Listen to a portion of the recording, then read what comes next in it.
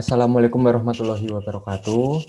Semoga teman-teman dimanapun berada selalu diberi kesehatan dan selalu diberi keselamatan. Semoga masa pandemi ini bisa segera berakhir. Nah, di sini kami dari kelompok 1 akan membahas tentang perilaku dan perbedaan individu. Tetapi sebelum itu, simak dulu video dari kami tentang perkenalan anggota kami.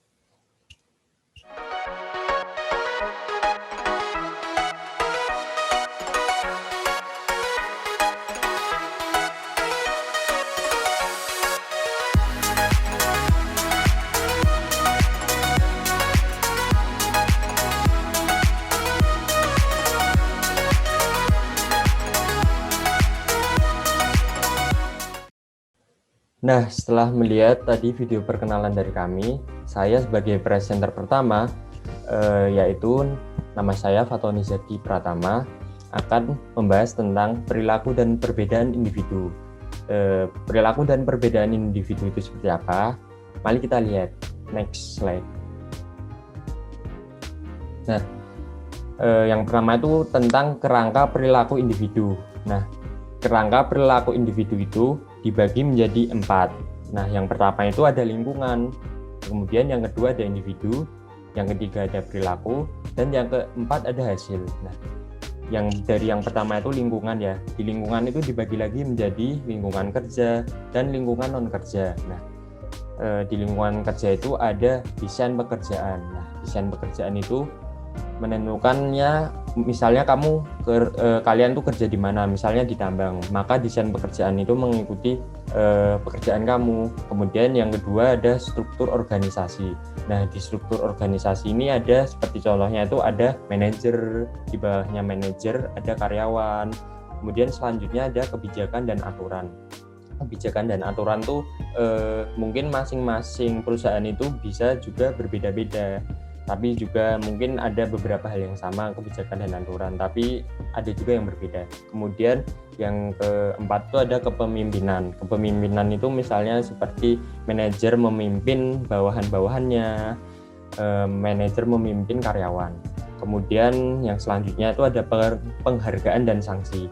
Penghargaan ini mungkin bisa diberikan kepada karyawan-karyawan yang mereka itu berprestasi. Kalau sanksi itu misalnya ada karyawan yang telat, maka telatnya itu sudah mungkin lebih dari 3 kali, maka diberi sanksi. Kemudian ada sumber daya itu contohnya mungkin bisa dari sumber daya alam atau mungkin juga sumber daya manusia. Kemudian yang non kerja ini ada keluarga. Nah, di keluarga ini kita tuh seperti ada ayah ibu, kemudian ada kakak adik, kemudian ekonomi keluarga kita seperti apa, dan yang terakhir ada kenyamanan dan hobi. Hobi di sini tuh seperti misalnya hobi kalian apa nih? Kalau misalnya sekarang kan lagi zamannya goes atau sepedaan. Nah, itu juga termasuk hobi. Jadi sepedaan setiap hari, misalnya setiap sore. Kemudian yang kedua ada individu. Nah, individu itu juga ada sepertinya misalnya contohnya saya itu individu. Nah, di dalam diri saya itu ada kemampuan dan keterampilan, latar belakang, keluarga, kepribadian, dan lain sebagainya. Itu yang berbeda-beda dengan orang lain. Jadi individu itu unik lah istilahnya. Kemampuannya berbeda, misalnya kemampuannya ada yang mahir dalam mendesain, mahir dalam bermain bola, mahir dalam yang lainnya, dan juga keterampilannya juga berbeda-beda. Kemudian kita ke yang perilaku. Nah, yang ketiga perilaku itu ada penyelesaian masalah, proses berpikir, komunikasi yang isinya berbicara, mendengarkan, terus ada observasi, ada gerakan. Nah, di perilaku ini setiap individu itu berbeda-beda. Ada yang berperilaku baik dan juga ada yang berperilaku buruk. Kemudian yang keempat ini yang terakhir itu hasil yang kalian nanti bisa peroleh itu tergantung performa kalian nih. Performanya ada yang jangka panjang, ada jangka pendek. Jangka panjang itu misalnya mungkin sebulan, setahun, atau lebih dari setahun mungkin ya. Kalau jangka pendek ya mungkin bisa dilihat per hari, mungkin bisa dilihat per minggu. Kemudian ada pengembangan juga, pengembangan pribadi, hubungan dengan orang lain, dan juga kepuasan. Nah, keempat hal ini, lingkungan dan individu itu saling berkaitan. Kemudian individu dan perilaku itu saling berkaitan, dan perilaku dan juga hasil itu saling berkaitan.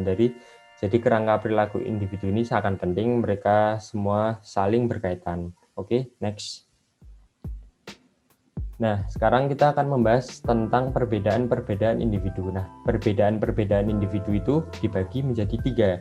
Yang pertama itu ada kemampuan, yang kedua ada keterampilan, dan yang ketiga ada demografi. Yang pertama kemampuan. Kemampuan di sini adalah sifat biologis atau terpelajar yang memungkinkan seseorang untuk melakukan sesuatu secara mental atau fisik. Atau gampangannya gini deh, kemampuan ya. Kemampuan misalnya itu Lionel Messi kemampuannya bermain bola, terus habis itu Michael Jordan itu kemampuannya bermain basket. Dan yang kedua ada keterampilan. Keterampilan itu kompetensi terkait tugas, atau mudahnya gini deh, keterampilan itu kayak misalnya keterampilan dalam mendesain, misalnya dalam hal mendesain poster untuk perusahaan kita, misalnya kita di bagian yang mendesain itu, maka keterampilan tiap orang kan berbeda-beda, menjadi kan perbedaan individu ini. Jadi keterampilan satu orang dengan orang yang lain itu berbeda. Jadi maka kenapa sih disebut sebagai perbedaan individu ini? Karena ya keterampilan ini masing-masing orang beda-beda. Kemudian yang ketiga ada demografi. Nah, demografi ini itu yang pertama ada perbedaan gender. Perbedaan gender itu jelas, seperti ada laki-laki, perempuan, wanita, pria. Jadi sudah sangat jelas sih. Terus yang berikutnya ada keragaman ras dan budaya. Nah, kalau keragaman ras dan budaya ini luas ya, apalagi kita tinggal di Indonesia, rasnya ada banyak dan juga budayanya ada banyak. Seperti yang Pak Bembi jelaskan tentang budaya yang perkuliahan sebelumnya itu, budaya itu ada banyak, itu sebagai pembeda juga, sebagai pembeda wilayah Indonesia satu dengan wilayah Indonesia yang lain. Nah, kemudian next, variabel-variabel yang mempengaruhi perilaku individu. Di sini ada 6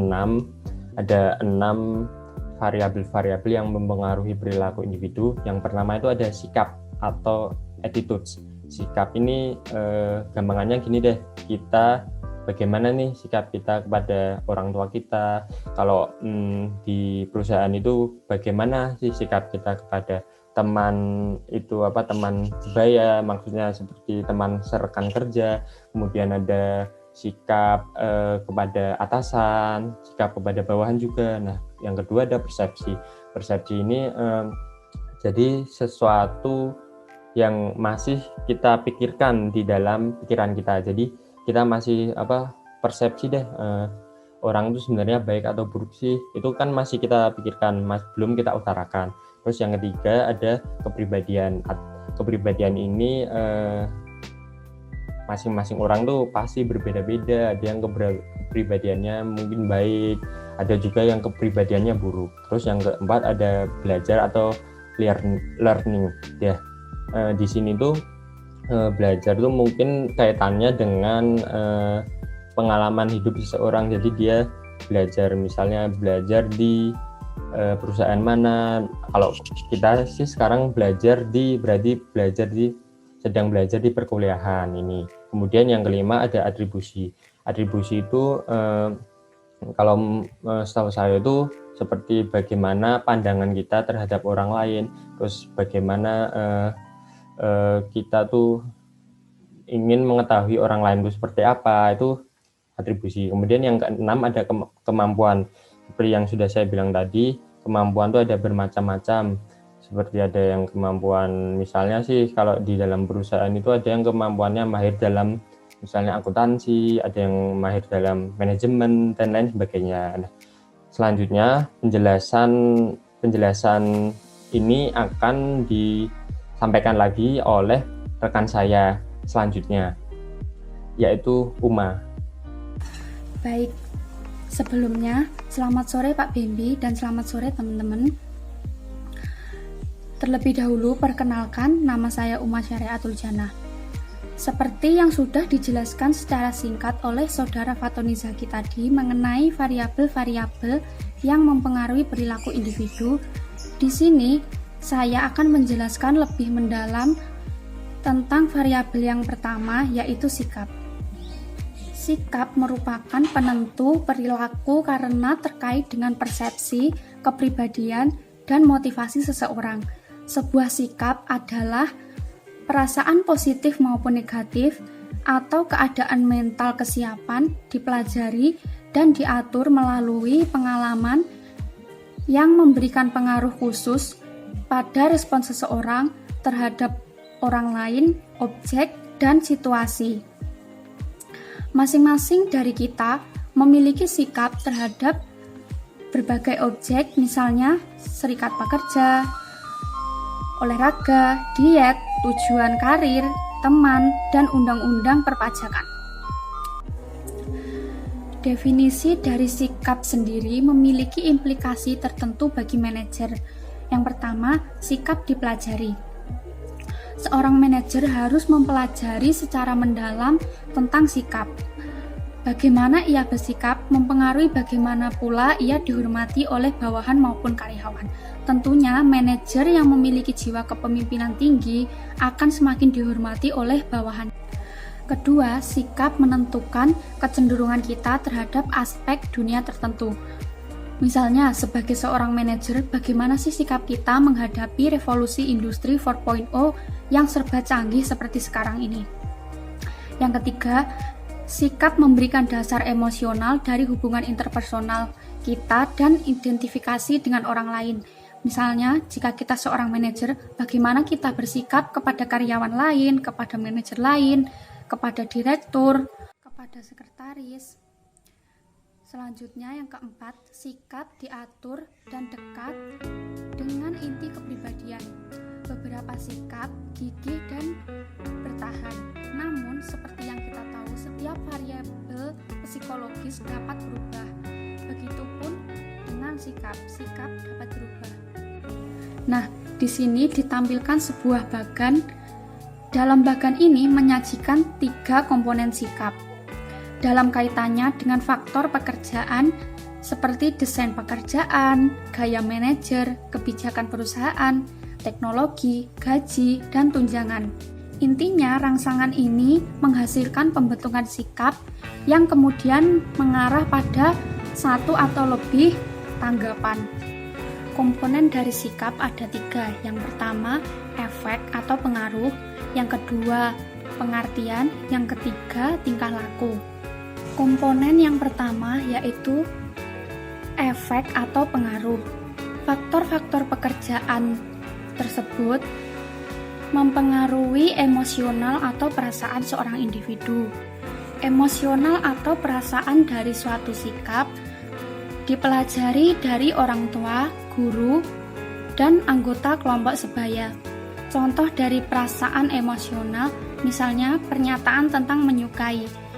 Misalnya, dalam faktor pekerjaan tersebut, desain pekerjaannya sesuai yang diinginkan, gaya manajer yang bijaksana, kebijakan perusahaan yang adil, teknologi yang maju, gaji yang cukup, dan tunjangan yang menjanjikan.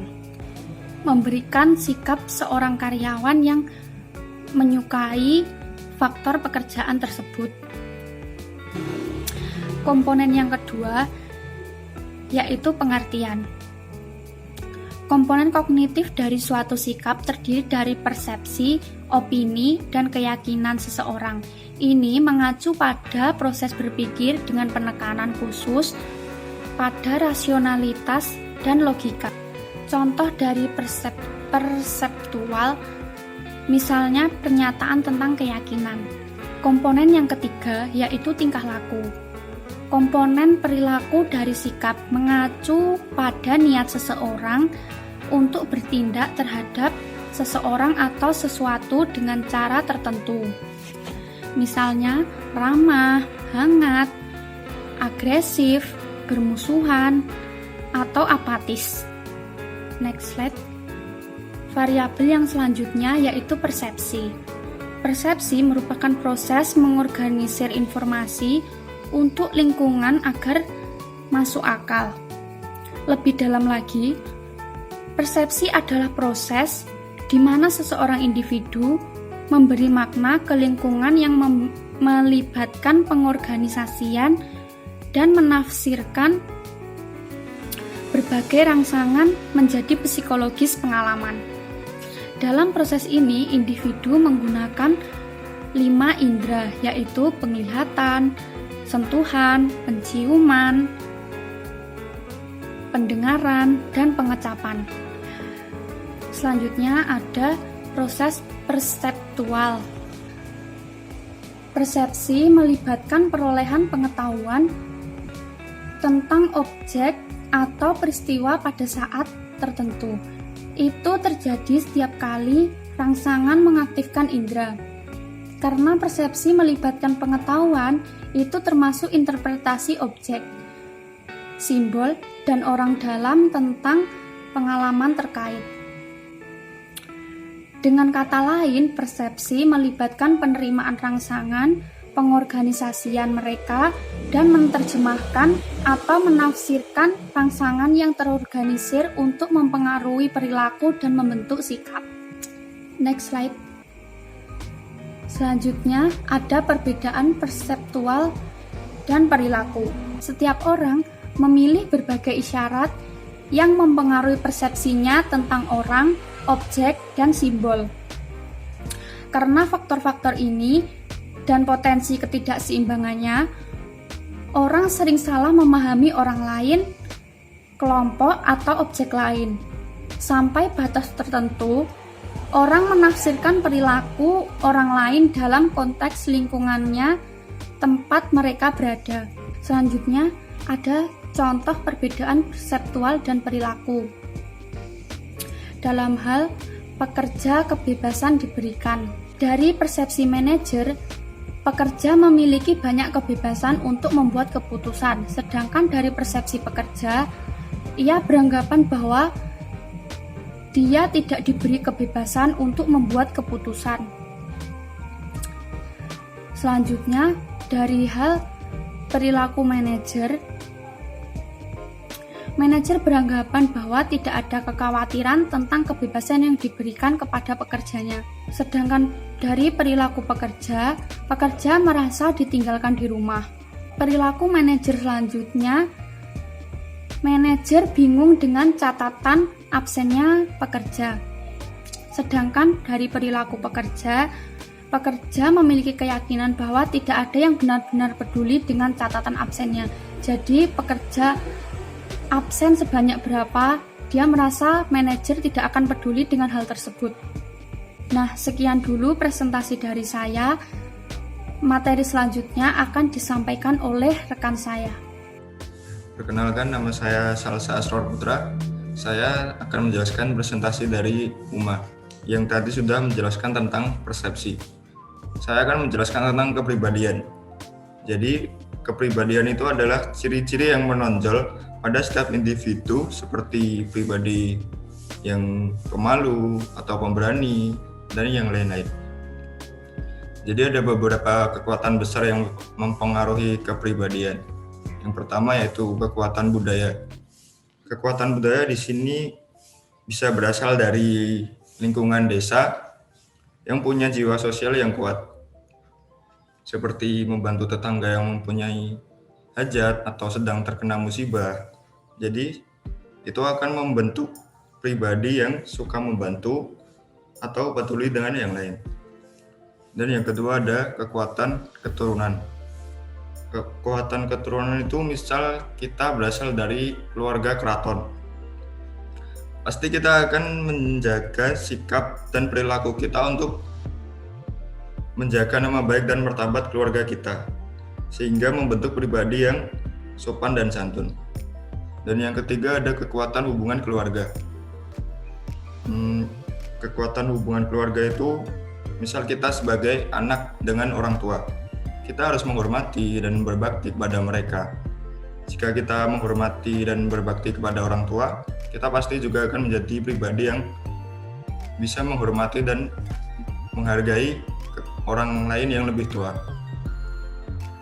Dan yang terakhir ada kekuatan kelas sosial dan keanggotaan kelompok lainnya. Itu misal kita dari kelas sosial yang rendah atau kurang mampu.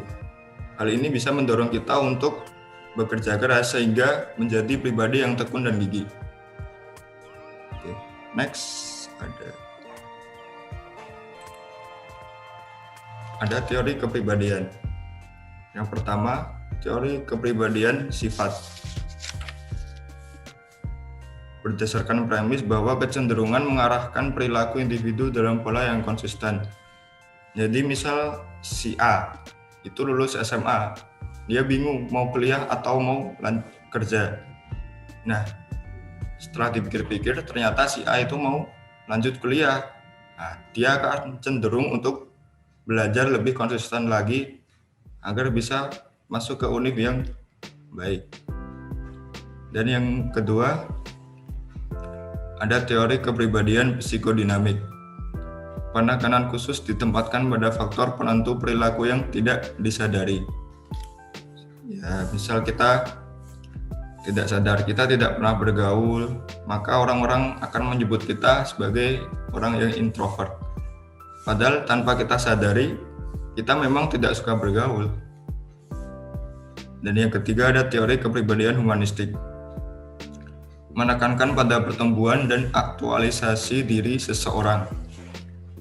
Seseorang itu harus memaksimalkan apa yang mereka miliki, seperti kepintaran atau ilmu-ilmu mereka, pengetahuan mereka, untuk mencapai sesuatu yang mereka inginkan. Next, ada teori kepribadian humanistik. Mengukur karakteristik kepribadian. Satu, tes kepribadian. Tes kepribadian digunakan untuk mengukur karakteristik emosional, motivasi, interpersonal, dan sikap yang membentuk kepribadian seseorang. Yang kedua, Minnesota Multiple Personality Inventory atau MMPI, yaitu survei yang banyak digunakan untuk menilai kepribadian. Contohnya seperti pertanyaan tentang benar atau salah. Misal ada seseorang ditanya, kamu suka gelap atau tidak? Jika dia menjawab benar, maka bisa kita simpulkan bahwa orang itu punya pribadi yang penakut. Mungkin seperti itu. Yang terakhir ada indikator jenis Myers-Briggs atau MBTI. Skala yang menilai kepribadian atau gaya kognitif. Jawaban responden dinilai dan diinterpretasikan untuk mengklasifikasikannya sebagai ekstrovert atau introvert, indrawi atau intuitif, berpikir atau merasa, dan mempersepsikan atau menilai. Selanjutnya ada karakteristik kepribadian. Yang pertama yaitu locus control. Locus control adalah sejauh mana seseorang percaya bahwa mereka memiliki kendali atas hasil dari peristiwa hidup mereka. Seperti jika mereka sukses itu karena mereka sendiri atau bukan. Yang kedua ada efikasi diri. Efikasi diri adalah kepercayaan seseorang atas kemampuannya dalam menguasai situasi yang menghasilkan sesuatu yang menguntungkan. Yang ketiga ada kreativitas. Kemampuan untuk menciptakan sesuatu yang baru. Seperti inovasi lah. Yang keempat ada Machiavellianisme, merupakan filsafat tentang kenegaraan dan pemerintahan. Filsafat ini dicetuskan oleh N. Machiavelli. Aliran filsafat ini menganggap bahwa segala sesuatu yang dilakukan demi pemerintah dan negara, apapun itu adalah sah dan baik untuk dilakukan. Sekian dari saya. Selanjutnya akan dipresentasikan oleh teman saya, Fatika. Selanjutnya, saya akan melanjutkan presentasi yang telah dibawakan oleh teman saya. Sebelumnya, izinkan saya untuk memperkenalkan diri. Perkenalkan, nama saya Fatika Zanesha Farah, nomor mahasiswa 211931098. Di sini saya akan melanjutkan presentasi mengenai poin selanjutnya yang telah dibawakan oleh teman saya Asror mengenai tentang variabel-variabel yang mempengaruhi perilaku individu, di mana sebagian sudah disebutkan oleh teman saya, yaitu meliputi sikap, persepsi, dan kepribadian. Nah, kemudian pada poin 4, yaitu tentang belajar. Di sini, saya akan mempresentasikan pada poin 4, yaitu tentang belajar. Nah, apa sih yang dimaksud dengan belajar? Jadi, belajar itu merupakan suatu perubahan tingkah laku yang terjadi akibat adanya pengalaman hidup. Nah, kalian tahu kan, kayak ada pepatah mengatakan bahwa pengalaman itu merupakan guru terbaik, ya kan?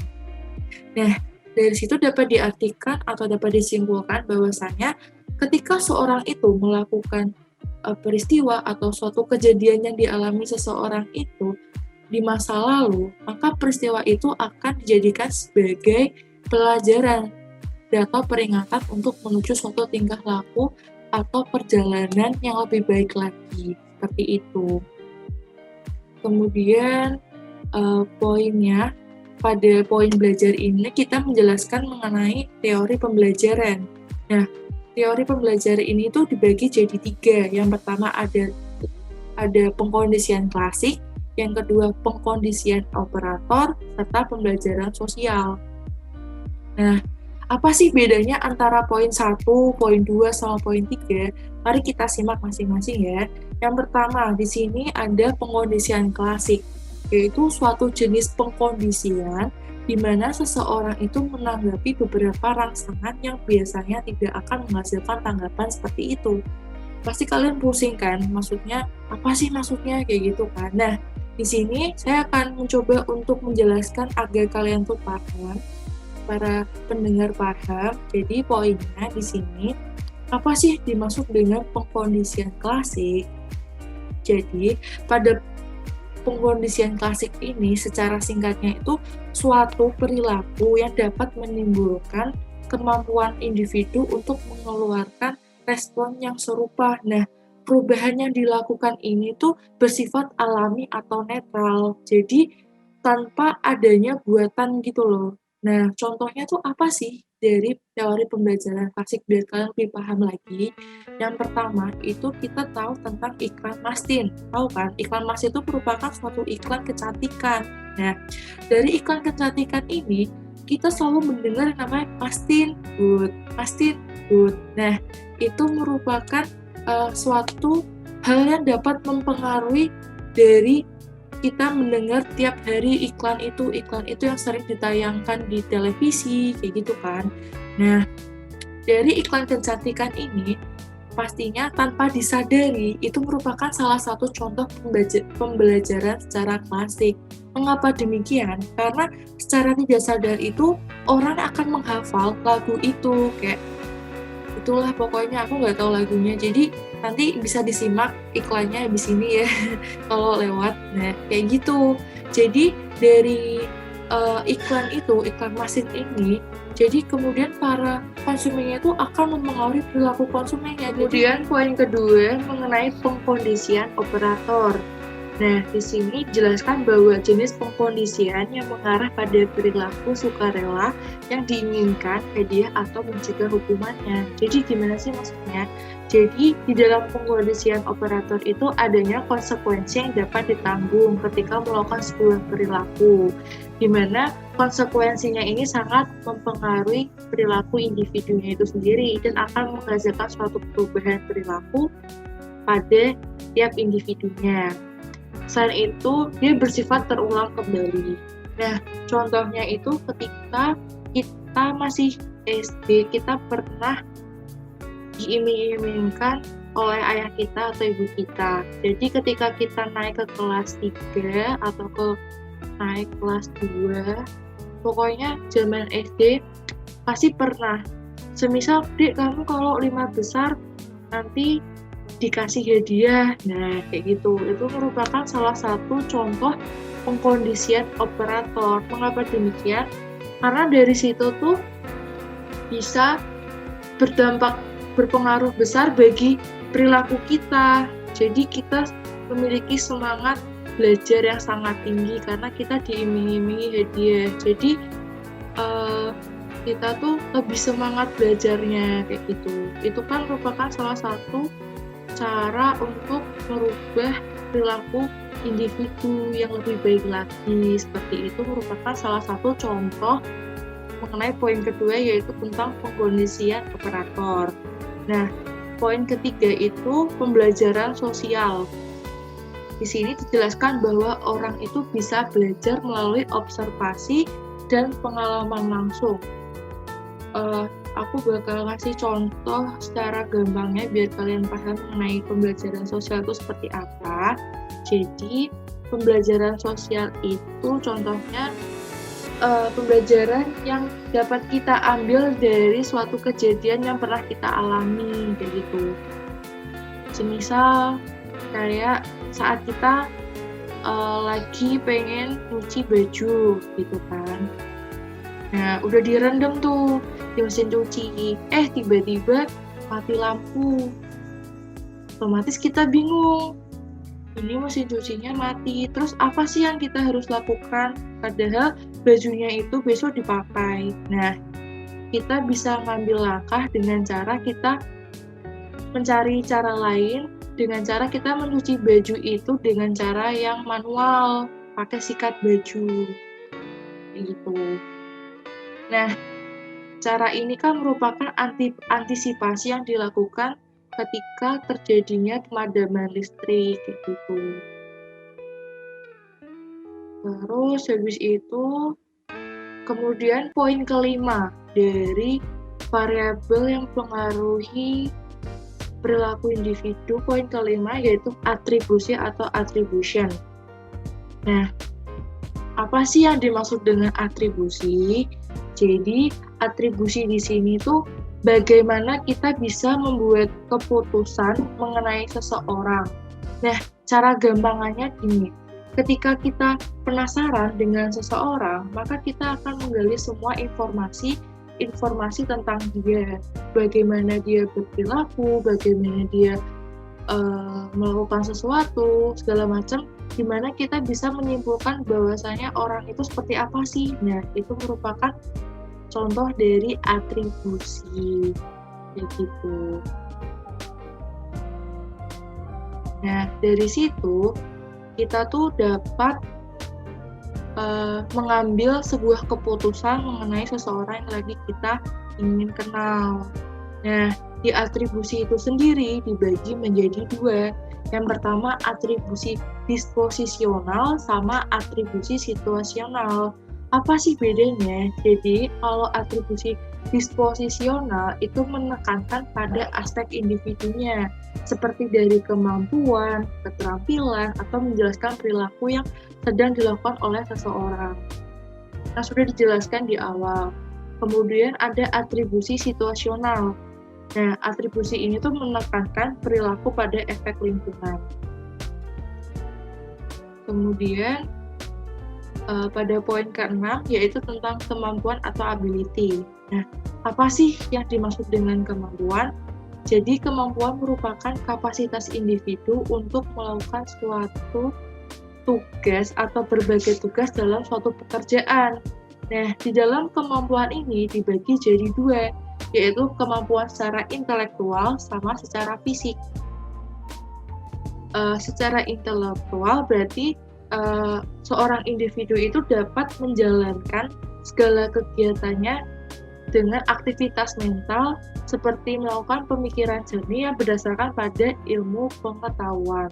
Contoh dari kemampuan intelektual itu contohnya seperti pekerja teknik atau pekerja lainnya seperti pengacara, guru, ilmuwan. Mereka itu bekerja dengan dasar yang namanya pengetahuan umum. Nah, itu merupakan salah satu kemampuan yang dimaksud contoh dari menggunakan kemampuan secara intelektual. Kayak gitu. Jadi, secara gampangnya, pekerjaan yang dilakukan itu berdasarkan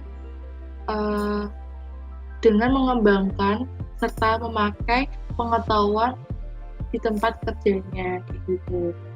Terus ada kemampuan fisik. Nah, kemampuan fisik itu sendiri kemampuan dengan cara tugas-tugas yang ia lakukan itu berhubungan dengan stamina, ketangkasan, kekuatan, karakteristik dan segala macamnya itu. Jadi contohnya seperti atlet. Nah, itu merupakan salah satu contoh dari kemampuan fisik.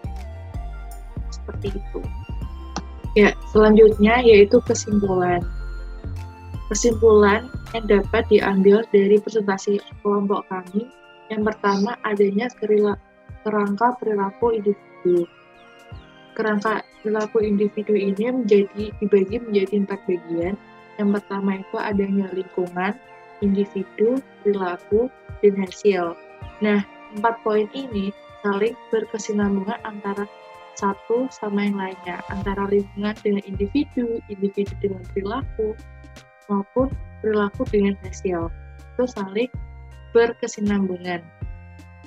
Yang poin kedua, kita dapat mempelajari adanya perbedaan individu, di mana itu dibagi menjadi 3, yaitu secara kemampuan, keterampilan, dan demografi. Poin ketiga, kita dapat belajar mengetahui variabel-variabel apa sih yang dapat mempengaruhi perilaku individu. Contohnya ada 6 bagian. Yang pertama adanya sikap, persepsi, kepribadian, belajar, poin kelima atribusi, dan yang poin keenam adalah kemampuan. Nah, tadi sudah dijelaskan oleh teman kami, yaitu mengenai sikap. Nah, sikap itu ada 3 komponen di dalam sikap ini, yaitu tentang stimuli, sikap, dan hasil. Poin kedua, mengenai persepsi. Nah, persepsi ini menjelaskan, di dalamnya itu menjelaskan mengenai proses perseptualnya itu seperti apa. Terus kita bisa belajar mengenai apa sih perbedaan antara perseptual dan perilaku. Nah, poin ketiga, tentang kepribadian. Nah, tadi sudah dijelaskan oleh teman saya mengenai teori kepribadian, yaitu ada 4. Jadi 4 itu merupakan teori kepribadian saling berhubungan. Yang pertamanya ada kekuatan budaya, yang kedua ada kekuatan keturunan, ada kekuatan kelas sosial dan kelompok lain, serta yang poin keempat adalah hubungan keluarga. Nah, seperti itu. Kemudian di poin kepribadian ini dijelaskan mengenai teori kepribadiannya itu sendiri. Ada kepribadian sifat, psikodinamik, sama humanistik. Nah, seperti itu. Terus di poin keempat dijelaskan mengenai belajar atau learning. Di dalamnya dijelaskan mengenai teori pembelajarannya seperti apa, yaitu contohnya ada 3, yaitu pertama pengkondisian klasik, pengkondisian secara operator, dan pembelajaran secara sosial. Kemudian poin kelima itu mengenai atribusi.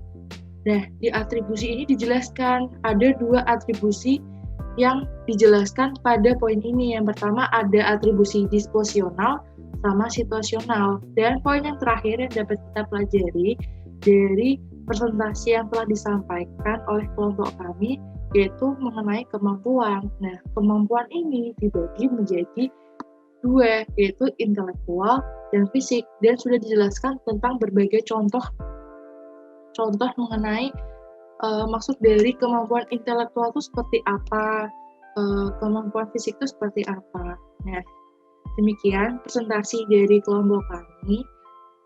Apabila ada kesalahan, mohon dimaafkan.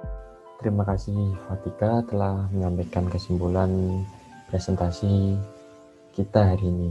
Sekarang kita masuk ke kasus 1 si anak singkong. Siapa sih yang gak kenal dengan si anak singkong ini?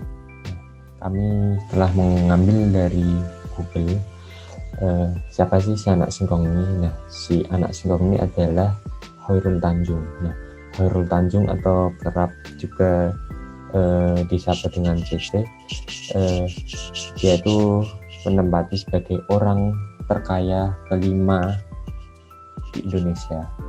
Kasus 1 si anak singkong bagian pertama. Nah, CT ini adalah salah satu konglomerat Indonesia. CT memimpin gurita bisnis di bawah bendera CT Corp. CT Corp ini menaungi banyak perusahaan yang tersebar di berbagai sektor, itu mulai dari bisnis retail, media perhotelan, dan perbankan. Kesuksesan CT ini bukan dari suntikan modal keluarga yang kaya raya atau ia meneruskan bisnis keluarga yang sudah jaya sebelumnya, tapi ia benar-benar memulainya dari nol. Nah, bagian selanjutnya akan dijelaskan oleh rekan saya, Uma. Berasal dari keluarga sederhana, ibunya mengurus rumah tangga dan ayahnya seorang kuli tinta di surat kabar biasa. Masa sulit melanda Khairul Tanjung dan keluarga di masa Orde Baru. Saat itu keluarganya bangkrut dan terpaksa menjual seluruh aset yang dimiliki. Khairul Tanjung beserta ke-6 saudaranya lalu hidup menumpang di rumah neneknya, berdesakan di daerah Gang Abu, salah satu kantong kemiskinan di Jakarta waktu itu. Disinilah ia mendapatkan panggilan anak singkong. Masa kecil yang dihabiskan di daerah Kumuh, Kemayoran bersama teman-teman rumahnya berlarian di perlintasan rel di dekat rumah sambil jajan panganan murah. Jadi di sini dijelaskan bahwa orang tua CT tidak sanggup membayar kuliahnya yang saat itu diterima di Fakultas Kedokteran Gigi Universitas Indonesia. Bahkan ibunya sampai menggadaikan kain yang dimilikinya untuk membayar kuliahnya. Karena tidak ingin menjadi beban orang tuanya, akhirnya CT bertekad untuk merintis usaha kecil-kecilan seperti menjual buku, sepatu, kaos, dan aneka barang lain kepada teman-temannya atau di kampus. Karena kegigihan dan keuletannya menjalankan usaha kecilnya, ia berhasil membuka toko peralatan kedokteran dan laboratorium di daerah Senen Raya, Jakarta. Selanjutnya, saya akan melanjutkan mengenai cerita kasus yang didapat dari kelompok kami mengenai kasus si anak singkong. Jadi di sini Khairul Tanjung saat itu mengembangkan usahanya, kemudian adanya rasa jatuh bangun yang dirasakan oleh Khairul Tanjung ketika mengembangkan usahanya sendiri. Nah, berbagai bisnis yang telah dilakukan, selalu Khairul Tanjung itu tidak menyerah begitu saja. Ia selalu mencoba bangkit dengan memulai bisnis sepatu bersama kedua rekannya. Oke, seperti itu. Nah, kepiawaian yang dimiliki Khairul Tanjung dalam membangun jaringan ini membuat bisnisnya berkembang pesat. Namun, usahanya itu harus kembali kandas karena pecah kongsi di tengah jalan. Pertanyaan kasus yang pertama, faktor internal dan eksternal apakah yang membentuk Khairul Tanjung sehingga menjadi penyebab perubahan besar dalam hidupnya? Faktor internalnya karena adanya motivasi, pengalaman, semangat yang tinggi, dan sikap individu yang dimiliki oleh CT. Sehingga dari situ CT dapat menjadi pribadi yang lebih baik dan dapat memenuhi kebutuhannya dan kebutuhan keluarganya. Selain itu, untuk membanggakan kedua orang tua dan untuk hidup mandiri. Sedangkan faktor eksternal yang membentuk Khairul Tanjung sehingga menjadi penyebab perubahan besar dalam hidupnya meliputi yang pertama, lingkungan keluarga. Keluarga memiliki peran penting dalam kasus tersebut. Situasi ekonomi keluarga mendorong Khairul Tanjung untuk hidup mandiri dengan mengembangkan bisnis dengan harapan bisa meringankan beban keluarganya dalam hal biaya kuliah maupun biaya hidup. Selain itu, keluarga juga mendukung secara penuh Khairul Tanjung dalam hal pendidikan yang mendorongnya menjadi seorang yang berpendidikan tinggi serta cerdas. Hal ini terbukti dengan ungkapan, walau dalam keadaan ekonomi yang terseok-seok, keluarga Khairul Tanjung berusaha untuk terus menyekolahkannya karena mereka memiliki komitmen dengan pendidikan. Faktor eksternal selanjutnya yaitu lingkungan tempat kerja dan akses modal. Khairul Tanjung pernah mengalami masalah dan konflik di tempat kerja. mulai dari kegagalan dalam usaha, minimnya modal, hingga pecah kongsi dengan rekan kerjanya. Yang kedua, gunakan berbagai teori of personality yang ada untuk menjelaskan faktor kesuksesan Khairul Tanjung. Nah, jawabannya itu teori kepribadian yang menjelaskan mengenai faktor kesuksesan Khairul Tanjung ini meliputi tingkat kesadaran individu. Tingkat kesadaran individu itu mungkin bisa dari motivasi dari dalam dirinya sendiri yang mendorong untuk selalu menjadi sukses dan terbaik. Bila mereka mau bekerja keras, mereka akan sukses. Jadi seperti yang saya sebutkan tadi itu kaitannya dengan motivasi yang datang dari individu tersebut. Kemudian selain itu juga ada teori urutan lahir. Nah, teori urutan lahir itu sangkut pautnya dengan keturunan dan juga lingkungan, dan juga kreativitas dalam lingkungan itu mampu membentuk kepribadian seseorang. Soal kasus ketiga, apa yang terjadi pada tujuan atau goals, efikasi diri atau self-efikasi, dan value pada diri Khairul Tanjung saat mengetahui bahwa ibunya menggagalkan Ain untuk membiayai kuliah. Jadi yang terjadi menurut kelompok kami, Khairul Tanjung ialah memiliki motivasi tinggi untuk melakukan tindakan-tindakan yang lebih positif dan memiliki usaha keras untuk berubah lebih baik lagi. Nah, selain itu, dia juga berjanji kepada orang tuanya tidak ingin menjadi beban keluarganya. Kemudian dia juga bertekad untuk mencari akal untuk membiayai hidupnya dan kuliahnya nanti, yang diwujudkan dengan cara yaitu merintis suatu bisnis dari nol atau usaha sembari kuliah.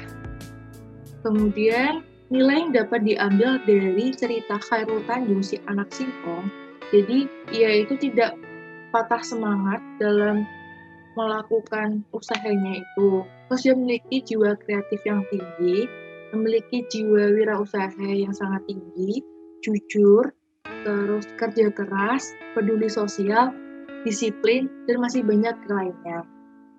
Kemudian sudah selesai presentasi dari kelompok kami. Terima kasih.